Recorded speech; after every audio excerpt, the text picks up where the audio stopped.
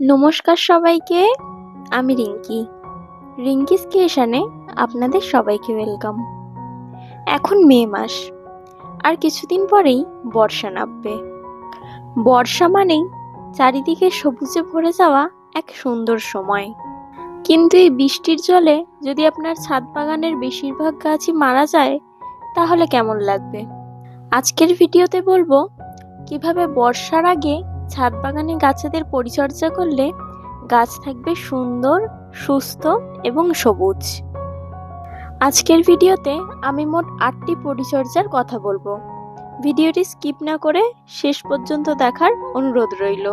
আশা করছি ভিডিওটি আপনাদের ভালো লাগবে।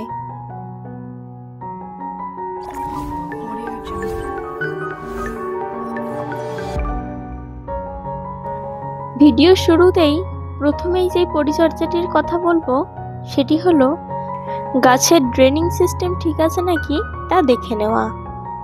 বর্ষার সময় গাছ মরে যাওয়ার প্রধান কারণ হলো গাছের গোড়ায় জল জমে শিকড় পচে যাওয়া। টবের নিচ থেকে যদি ঠিক মতন জল না বেরিয়ে যায়, তাহলে গাছের গোড়ার শিকড় সমস্ত পচে গিয়ে গাছ মরে যেতে পারে।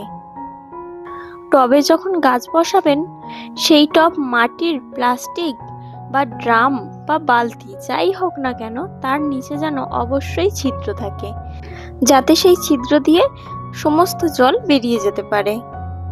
গাছ বসানোর সময় অবশ্যই নিচের দিকে ইটের টুকরো বা খোলানকুচি এগুলো দিয়ে দেবেন। বর্ষার সময় টবের নিচে স্ট্যান্ড ব্যবহার করুন, যাতে জল কোনোভাবেই আটকে না থাকে। পরবর্তী পরিচর্যাটি হলো মাটি বদলানো বা টবের মাটিকে হালকা করা। ভারী মাটি বর্ষাকালে গাছের জন্য বিপজ্জনক। গাছ এতে ঠিকভাবে নিঃশ্বাস নিতে পারে না এবং ভারী মাটিতে জল খুব সহজেই আটকে যায়। তাহলে চলুন এবারে আমাদের কি করণীয় সেটা জেনে নেওয়া যাক। যদি অনেক পুরনো টব হয়, তাহলে টবটিকে রিপোর্টিং করে তার মধ্যে ঝরঝরে মাটি দিন এবং মাটির মধ্যে বালি এবং কোকোপিট ব্যবহার করতে পারেন। পরবর্তী পরিচর্যাটি হলো আপনার ছাদ বাগানে যে সকল গাছ দুর্বল, সেই সকল গাছগুলোতে লাঠির সাপোর্ট দিন। প্রবল ঝড় বৃষ্টির কারণে অনেক কমজোর গাছ হেলে পড়ে কিংবা ভেঙে যায়। সেক্ষেত্রে প্রচুর গাছ এইভাবেই নষ্ট হয়ে যায়। তাই বর্ষা আসার আগেই সতর্ক হন এবং সমস্ত গাছগুলো, যেই গাছগুলো একটু দুর্বল, সেই গাছগুলোতে লাঠির সাপোর্ট দিন। যেমন টমেটো গাছ, লঙ্কা গাছ, এই সমস্ত গাছে সাপোর্ট দেওয়া অত্যন্ত প্রয়োজন। পরবর্তী বিষয়টি হলো আগাছা পরিষ্কার করা এবং ছত্রাক প্রতিরোধ। বর্ষাকালে যেমন আগাছা খুব দ্রুত বাড়ে, তেমনি ছত্রাকও ভীষণ দ্রুত ছড়ায়। তাই গাছের গোড়ার আশেপাশে যেই আগাছাগুলো জন্মাবে, সেই আগাছাগুলো সাথে সাথেই তুলে পরিষ্কার করে দিন এবং সপ্তাহে একবার করে গাছের নিম তেল ব্যবহার করুন 5 থেকে 7 ml 1 লিটার জলে। পাতায় যদি কোনো রকম দাগ দেখতে পান, তাহলে সাথে সাথেই সেই পাতা গাছ থেকে কেটে আলাদা করে দিন, যাতে অন্য পাতায় আর সংক্রমণ না ছড়ায়। পরবর্তী বিষয়টি হলো সার ও কম্পোস্টের ব্যবস্থাপনা। অনেকেই বর্ষার ঠিক আগেই গাছে খুব ভালো করে সার ব্যবহার করে দেন এবং সেটা অনেকটা পরিমাণে। এটা কিন্তু একদম সবথেকে বড় ভুল। গাছে অত্যাধিক সার প্রয়োগ করা একদমই উচিত নয়। যদি সার ব্যবহার করতেই হয়, তাহলে ভার্মি কম্পোস্ট এবং পচা গোবরের সার অল্প করে ব্যবহার করুন। গাছে অতিরিক্ত সার প্রয়োগ করলে বৃষ্টিতে তা ধুয়ে চলে যায়, তাতে শিকড়ে সমস্যা দেখা দিতে পারে। পরবর্তী বিষয়টি হলো ছায়া বা ছাউনির ব্যবস্থা করা। বর্ষাকালে প্রায় সারাদিনই বৃষ্টি হয়, তার ফলে সমস্ত গাছ প্রায় সবসময় ভিজে থাকে। কিন্তু গাছ সবসময় ভিজে থাকলে তা দুর্বল হয়ে পড়ে। এই জন্য কিছু গাছকে সাময়িক ছায়া দেওয়া প্রয়োজন। প্লাস্টিক, শেড নেট বা পলিথিন দিয়ে অস্থায়ী ছাউনির ব্যবস্থা করতে হবে। সকালের দিকে যদি রোদের দেখা মেলে, তাহলে ছাউনিগুলো সরিয়ে দিয়ে গাছগুলিকে খুব ভালো করে রোদ খাইয়ে নিতে হবে। পরবর্তী যে বিষয়টি বলবো সেটি হলো নতুন গাছ লাগানোর উপযুক্ত সময়।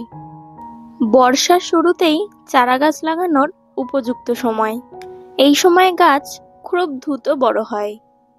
এবারে তাহলে বলি, বর্ষার আগে আপনারা কি কি গাছ লাগাতে পারেন। যদি আপনারা ফুল গাছ লাগাতে চান তাহলে গাঁদা, রজনীগন্ধা ইত্যাদি অনেক ফুল আছে। বর্ষার আগে ছাদ বাগানে আপনারা কি কি ফুল গাছ লাগাতে পারেন তা নিয়ে কিন্তু আমি একটি বিস্তারিত ভিডিও বানিয়েছি। ডেসক্রিপশনে লিংক দেওয়া আছে, অবশ্যই ভিডিওটি গিয়ে একবার দেখবেন। এবং যদি ফল গাছের কথা জিজ্ঞাসা করেন, ফল গাছ নিয়েও বিস্তারিত একটি ভিডিওতে আমি আলোচনা করেছি। খুব সুন্দর করে সেখানে বলে দেওয়া আছে যে আপনারা ছাদ বাগানের জন্য কি কি গাছ এই সময় লাগাতে পারেন। তারও লিংক ডেসক্রিপশনে দেওয়া আছে, অবশ্যই একবার ভিডিওটি গিয়ে দেখবেন। আশা করছি ভীষণ ভালো লাগবে। এবং যদি জিজ্ঞাসা করেন যে ছাদ বাগানে এই বর্ষার সময় কি কি সবজি গাছ লাগাতে পারি, তাহলে আমি বলবো ছাদ বাগানের জন্য উপযুক্ত লাউ, ঢেঁড়স, পুঁই শাক এই সমস্ত গাছ আপনারা ছাদ বাগানে লাগাতে পারেন। পরবর্তী এবং লাস্ট যে টপিকটি বলবো সেটি হলো বর্ষার সময় পোকামাকড় দূর করার পদ্ধতি। বর্ষাকালে ছাদ বাগানের পোকামাকড়দের উপদ্রব দ্বিগুণ হারে বৃদ্ধি পায়। আপনাদের নিয়মিত লক্ষ্য রাখতে হবে পাতার নিচের দিকে কোনো পোকা বাসা বাঁধছে কিনা। পোকামাকড় দূর করতে সপ্তাহে একবার করে নিম তেল কিন্তু অবশ্যই ব্যবহার করতে হবে। এবং আপনারা যদি ঘরোয়া পদ্ধতিতে গাছের পোকামাকড় দূর করতে চান তাহলে 1 লিটার জলে 1 চামচ হলুদ, তার মধ্যে একটুখানি শ্যাম্পু, ডিশওয়াশার বা হ্যান্ড ওয়াশ যেটা আপনাদের কাছে থাকবে সেটাই ব্যবহার করতে পারেন, এবং তার সঙ্গে 1 চামচ লাল লঙ্কার গুঁড়ো, এই সমস্ত কিছুকে জলে খুব ভালো করে মিশিয়ে গাছে স্প্রে করুন। বিশেষ করে গাছের পাতার নিচের দিকে তীব্র গতিতে স্প্রে করতে হবে। এই 8টি পরিচর্যা যদি আপনারা ঠিক মতন মেনে চলেন তাহলে বর্ষার ঝড় বৃষ্টি সমস্ত কিছু সহ্য করতে পারবে আপনার ছাদ বাগানের গাছগুলি। ভিডিওটি যদি ভালো লেগে থাকে তাহলে একটি লাইক দিন, এবং যারা সবুজ পছন্দ করে তাদের সঙ্গে ভিডিওটি অবশ্যই শেয়ার করবেন। এবং আমার চ্যানেলে যদি নতুন ভিডিও দেখে থাকেন তাহলে অবশ্যই চ্যানেলটি সাবস্ক্রাইব করে আমার পাশে থাকবেন। পরবর্তী ভিডিওতে আবার দেখা হবে। সবাই সুস্থ থাকবেন, ভালো থাকবেন এবং সাবধানে থাকবেন। Thank you.